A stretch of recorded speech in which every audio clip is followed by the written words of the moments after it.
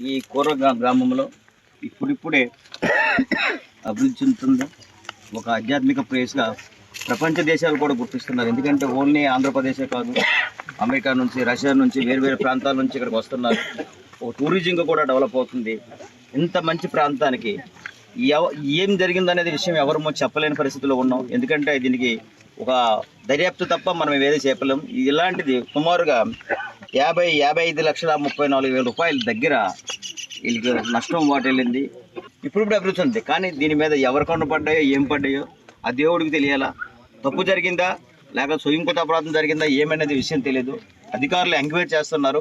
దాని ఎంక్వైరీ చేస్తాను. నేను కూడాను కలెక్టర్ గారి దృష్టిలో కూడాను, గౌరవ సీఎం గారి దృష్టిలో కూడా ఇది పెడుతున్నాను. ఎందుకంటే సుమారుగా 56,000 రూపాయలు, 56 లక్షలు అంటే ఇది తక్కువేమి కాదు.